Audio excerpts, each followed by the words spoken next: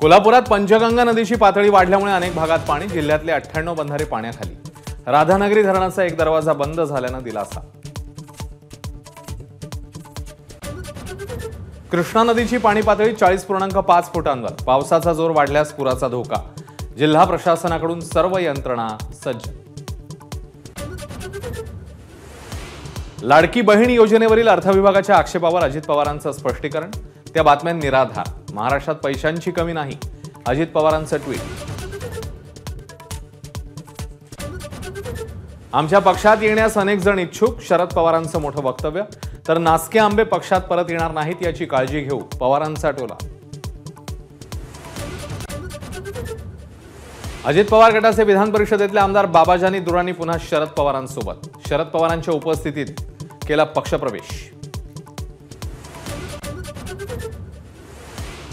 बीड आणि जालना जिल्ह्यामधली स्थिती चिंताजनक, दोन्ही जिल्ह्यांचा शरद पवार दौरा करणार। राज्यकर्त्यांनी आरक्षणाच्या मुद्द्यावर दोन बाजू घेतल्या, चूक माझा महाकट्ट्यावर पवारांनी मांडली भूमिका।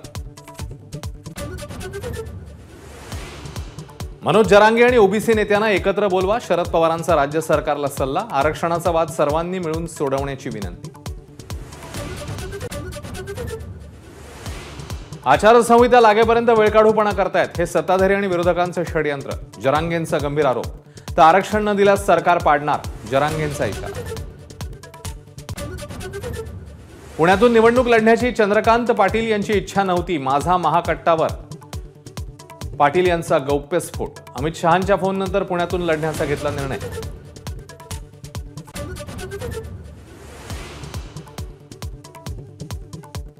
माध्यमांचे कॅमेरे पाहून काँग्रेसचे देगलूरचे आमदार जितेश अंतापूरकर यांनी काढला पळ। विधान परिषद निवडणुकीत अंतापूरकरांनी क्रॉस वोटिंग केल्याचा संशय।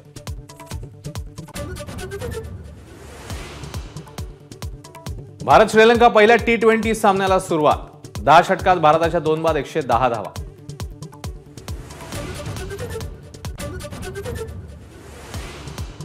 नेमाज मनु भाकरचा अंतिम फेरीत प्रवेश, पॅरिसमध्ये जागवली पहिल्या ऑलिम्पिक पदकाची आशा। सिंध नदीवरील उद्घाटन सोहळ्यात शरद सिंधू भारताचे ध्वजवाहक।